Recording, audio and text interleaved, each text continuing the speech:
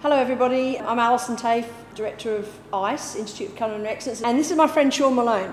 He has agreed to come in today. We're really thankful for that. We're trying to get as many of our partner chefs and our partner restaurants to be involved in our new online learning system at ICE. And we thought we'd go out and see the masters and ask them if they could come in and show you at home on your computers some of the stuff that they do best. And one of the things, or many things that Shaun does best, is Gnocchi, famous from Bucci restaurant. Gnocchi with Shaun Malone, it's an absolute pleasure. So take it away, Shaun. Okay, first of all, gnocchi, I have to get the potatoes. Okay, fantastic. So guys, potatoes for gnocchi, floury is the best thing to do. Desirees, royal blues, and so forth. So a bit of research involved. Anything waxy, it becomes quite claggy and it's not a nice texture in your mouth. So Desirees are my favorite. Just placed in the oven, cooked probably for an hour or longer, probably 2 hours, until they're nice and just fall apart. Not everyone has time for this.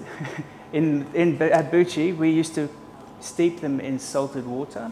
So put the potatoes down into sort of 3 centimetre dice, or a bit larger if you want, and boil them, and then bring that down and just steep them for about probably just until they fall apart again.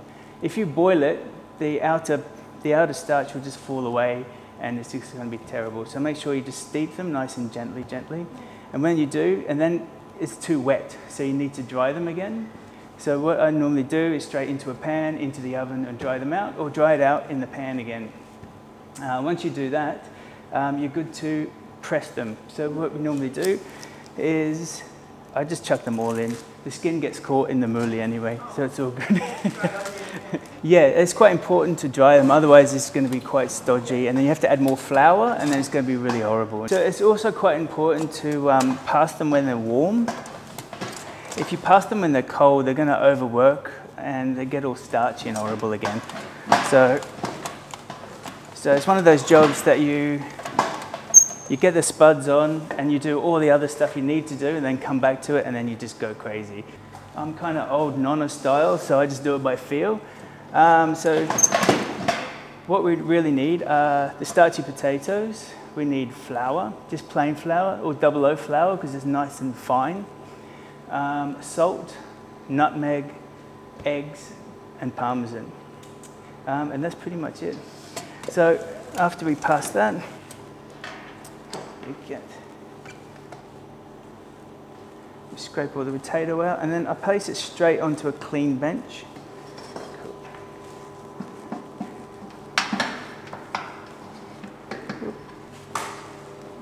So now what I do is make a little well.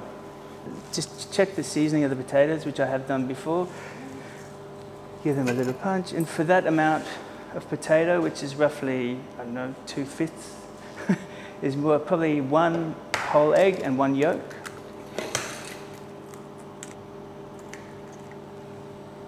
And then a little pinch of nutmeg. And the flour. With the flour, I normally do 50-50. So, and it also depends on how moist your potato is as well. If you have to add more flour, do, but obviously you're not going to have that nice light texture in your mouth. Like I said, I used 00 in the restaurant, so it's a lot finer. It just makes it a little bit more stable. And you just go crazy. Just mix it in, but don't overwork it. It's quite starchy again. If you overwork the starch, then it gets all tough and horrible again. It's just one of those things that if you think about it too much, it's just going to not work properly.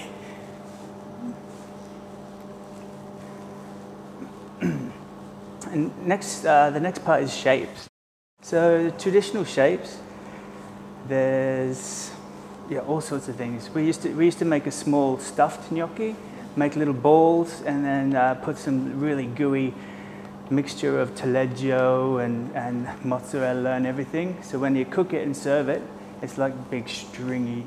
It's delicious. It's really cool. You could roll that all out, and ricotta, blanched spinach, and then roll it up in a tea towel and make it like a roulade, a gnocchi roulade. There's so many different things you can do.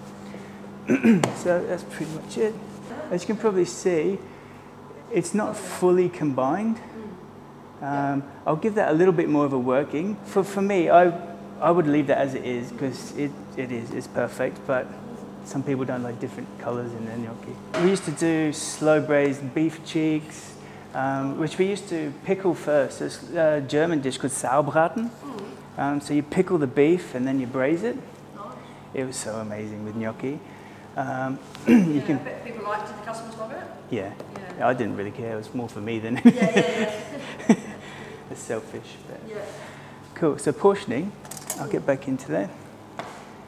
I'd like to, like normal chefs, just get everything ready and do one job at a time. So I'm going to cut now and then roll and then cut again instead of going one, roll and then cut. It's just not very time efficient. So I'll just cut that into smaller, manageable pieces. If I try and roll this out now, it's going to be really uneven and it's not very, you can't manage it properly. So I cut it into smaller, more manageable pieces. And that way I don't have to work it as much or put as much pressure.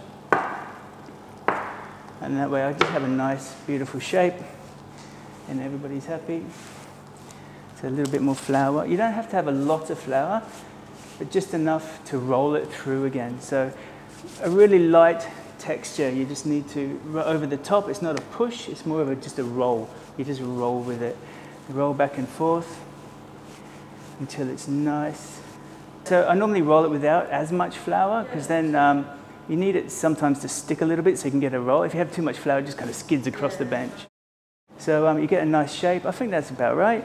And then just roll it into the flour. Like I said, the gnocchi rotolo is a lovely idea. The stuffed gnocchi we used to do. So there's loads of different things you can do with this dough. Yeah, a little flat circle like so. And then put a big dollop of whatever cheese you want to put in there. And then just seal it all up into a nice little ball. And then we just poached it off. And we served it with, I think it was braised lamb shoulder and peas and all sorts of cool stuff. It was really delicious. I think, like I said, if you think too much, if you read a recipe, or I find anyway, if you read a recipe, base that off experiences you've already had, like what you've done at work before, and you go, okay, that makes sense. And then you kind of just stop thinking about it and then just do it. Next part is the chopping. At Bucci, we used to do about 10 kilos of this pretty much every second day. Normally, probably about the same thickness it is. Again, we would just cut it again.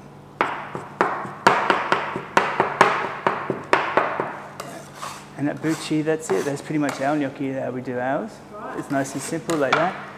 Traditional, the old man, he had a little board, he just like push it like that, boom, and it's done. So you can do it a few different ways. If you just put your thumb in there and just roll it, it's a nice little, like an orighetti kind of shape. Other way is with a fork. So you push down, in and around. Yeah, so we just had it like this. And what we used to do in the kitchen, like as a family, you just cook that right now, toss it through a pasta and enjoy. In the kitchen, we would blanch this, and then until it starts floating and it's got a little bit of firmness, and then we would just cool it down in some oil, and then so it doesn't stick. Rolling slowly, nicely salted water, rolling nice and slow, and we just pop the gnocchi in. It will sink to the bottom, so we'll give it a bit of a stir. Don't put too much in at one time, because it will just stick to the bottom, and just patiently wait until they start rising to the top. Once they rise to the top, we'll give it maybe 60 seconds or so until it's, we'll pull one out and give it a test.